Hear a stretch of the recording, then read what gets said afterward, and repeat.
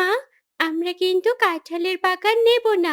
কাঁঠাল খেতে আমার ভালো লাগে না। তুই চুপ কর। তোর বাবা যা বলবে তাই হবে। আমি তো ওই ছেলেকে এক কানা করিয়ে দিতে চাই না। কিছু তো দিতেই হবে, না হলে লোকের গুঞ্জন শুরু হবে তো। তাহলে আলীকে কি দেবে বাবা?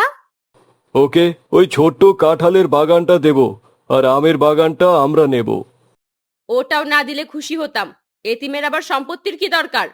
আহ, ওর বাবারই তো সব সম্পত্তি, ওকে বোকা বানিয়ে তো আমরাই নিয়ে নিচ্ছি। বাবা, তাহলে আমি আলীকে গিয়ে বলে আসি ও ভাগে কি পাবে।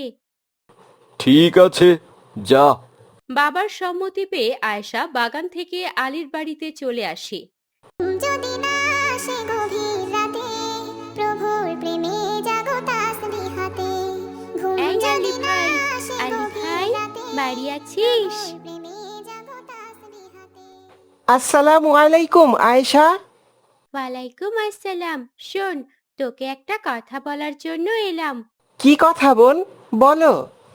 বাবা সম্পত্তির ভাগ করেছে, সেখান থেকে তোকে কাঁঠালের বাগানটা দিয়েছে। কাঁঠালের বাগান? কিন্তু কাঁঠালের বাগানে তো মাত্র কয়েকটা গাছ। আমের বাগানটা কি দিতে পারতো না চাচা? যা পেয়েছিস তাতেই শুক্রিয়া আদায় কর, না হলে ওটাও বাবা নিয়ে নেবে। চলি এখন, এটাই বলতে এসেছিলাম।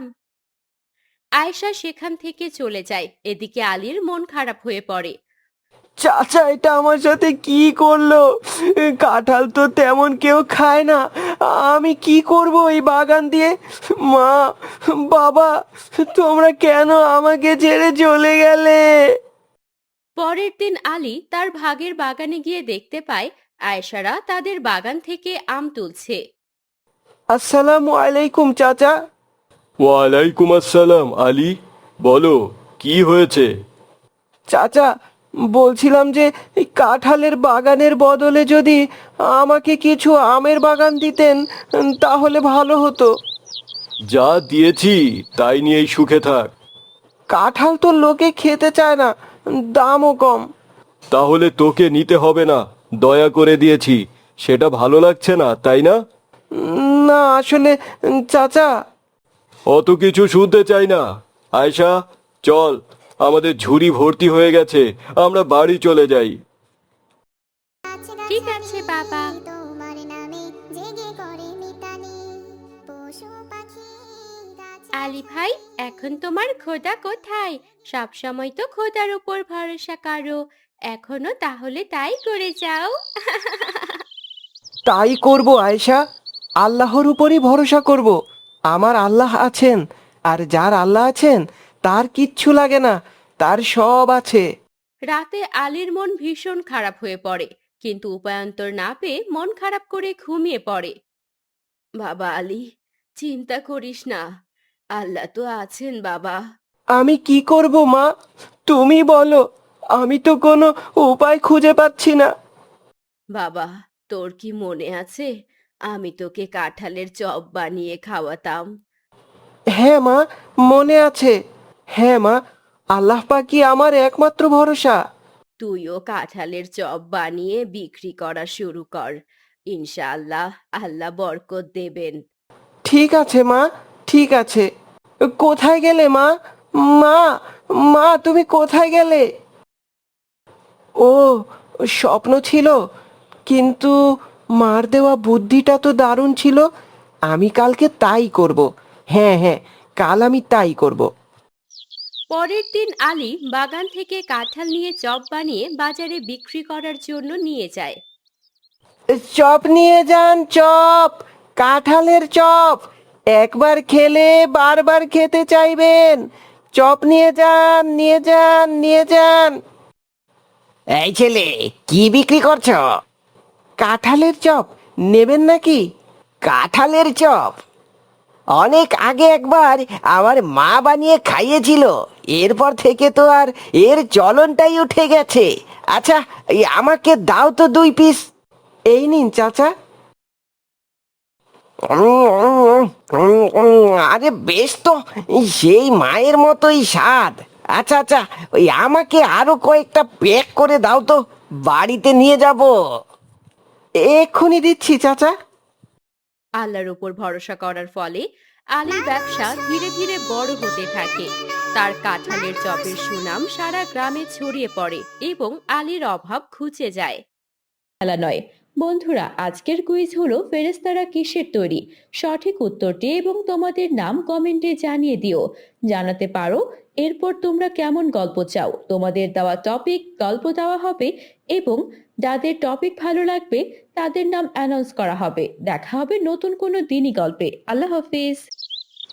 আসসালামু আলাইকুম ফাতেমা। ওয়ালাইকুম আসসালাম ভাইয়া। এই দেখো, বাবার কাছ থেকে টাকা নিয়ে আমি কত সুন্দর একটা জার্সি কিনেছি। এটা কোনো জার্সি হলো? তার থেকে তো আর্জেন্টিনার জার্সি সুন্দর দেখতে। হাহা, তুই খেলাধুলার কি বুঝিস? আমাদের কাছে 5টা বিশ্বকাপ আছে, তোদের কাছে কি আছে রে? গত বিশ্বকাপে যে আমরা ওয়ার্ল্ড কাপ জিতলাম, সেটা কি তোমাদের মনে নেই? তোরা তো প্লান্টি দিয়ে বিশ্বকাপ জিতেছিস, আবার বড় বড় কথা বলছিস। দুই ভাই বোনের তর্কের মাঝে আব্দুল্লাহ চলে আসে। আসসালামু আলাইকুম হামজা, তোমরা দুজন কি নিয়ে ঝগড়া করছো? আব্দুল্লাহ ভাইয়া, তোমাকে এসব বুঝিয়ে কি কোনো লাভ আছে? তুমি তো বিশ্বকাপ দেখোই না। হ্যাঁ, ফাতেমা ঠিকই বলেছে। তুই এত বড় একটা ছেলে, বিশ্বকাপ দেখিস না? তুই তো খুব খ্যাত হয়ে গেছিস রে। ওসব বাদ দে, চল আমরা খেলতে যাই। ধুর, তোর সাথে কে খেলবে? আমি তো খেলবো ব্রাজিল ফ্যানদের সাথে। তুই বাড়ি চলে যা। হামজা তখন আব্দুল্লাহকে খেলার জন্য মানা করে দেয়। তখন আব্দুল্লাহ মন খারাপ করে বাড়ি চলে আসে। আসসালামু আলাইকুম আব্দুল্লাহ। ওয়ালাইকুম আসসালাম মা। কি ব্যাপার আব্দুল্লাহ, তোমার মন খারাপ কেন? ও তুমি বুঝবে না মা। মায়েরা সব বোঝে বাবা, বলো তোমার কি হয়েছে? মা, আমার কিছু টাকা লাগবে, আমি একটা জিনিস কিনবো। কি জিনিস কিনবে বাবা? উফ, শুরু হয়ে গেল তো। কিছু একটা কিনতে চাইলে কি কিনবো, কোথায় কিনবো, সব শুরু করে দাও। আচ্ছা ঠিক আছে, এত রাগ দেখাতে হবে না। কত টাকা লাগবে বলো? এই 400 টাকার মতো দিয়ে দাও। ঠিক আছে দিচ্ছি, কিন্তু বাজে কাজে খরচ করো না। আব্দুল্লাহর মা তার জমানো টাকা থেকে আব্দুল্লাহকে 400 টাকা দিয়ে দেন। আব্দুল্লাহ সেই টাকা দিয়ে দোকান থেকে একটা ব্রাজিলের জার্সি কিনে নেয়। পরের দিন সে লুকিয়ে সেই জার্সি পরে হামজাদের বাড়িতে চলে যায়। আসসালামু আলাইকুম হামজা, এই দেখ আমি কি পরে এসেছি। আরে বাহ, তুই জার্সি কিনে ফেলেছিস? হ্যাঁ রে, আম্মুর কাছ থেকে টাকা নিয়ে কিনে ফেললাম। আরে এই না হলে আমার বন্ধু। জার্সি কিনলে কি হবে? তুমি কি খেলার কিছু বোঝো? এই ফাতেমা, তুই চুপ কর। খেলার কিছু বোঝে না, এখন থেকে বুঝবে। কিন্তু কিভাবে খেলা বুঝবো? শোন বন্ধু, তুই কাল ঠিক রাত 4টায় আসতে পারবি? এত ভোরে কিভাবে আসবো? আরে না আসলে খেলা দেখবি কি করে? তুই কিছু একটা ম্যানেজ করে আমাদের বাসায় চলে আসিস। ঠিক আছে, ইনশাআল্লাহ চলে আসবো। ঘুম যদি না আসে গভীর রাতে, প্রভুর প্রেমে জাগো তাসবিহাতে। পরের দিন আব্দুল্লাহ ভোরে 4টায় ঘুম থেকে উঠে পড়ে, কিন্তু বাড়ি থেকে বের হওয়ার সময় মায়ের সঙ্গে তার দেখা হয়। কি ব্যাপার আব্দুল্লাহ, এত ভোরে উঠে কোথায় যাচ্ছ? মা, তুমি? আসলে হ্যাঁ, আমি তো নামাজে যাচ্ছি মা। আজকে একটু তাড়াতাড়ি যাচ্ছ দেখি। ভোরের আবহাওয়াটা একটু গায়ে মাখতে চাই। প্রবাদে আছে না, সকালবেলার হাওয়া 1000 টাকার দাওয়া। আচ্ছা যাও, কিন্তু সাবধানে ফিরে এসো। আল্লাহ হাফিজ। আল্লাহ হাফেজ মা। প্রভুর প্রেমে জাগো তাসবিহাতে। পশু পাখি গাছগাছালি তোমার নামে জেগে করে মিতালি। পশু পাখি মায়ের কাছে মিথ্যা বলে আব্দুল্লাহ হামজার বাড়িতে চলে আসে। হামজারও ততক্ষণে ঘুম থেকে উঠে পড়েছে। ভাইয়া দেখো, আব্দুল্লাহ ভাইয়া চলে এসেছে। এই তো ঠিক সময় চলে এসেছিস। কিছুক্ষণ মজা মাস্তি করব, খাওয়া দাওয়া করব, তারপর একসাথে বসে খেলা দেখব। ঠিক আছে দোস্ত। এই দেখ, এখানে কত খাবার, কোকা কোলা, চিপস, আরো কত কি। চল ফাতেমা, সবগুলো রেডি কর।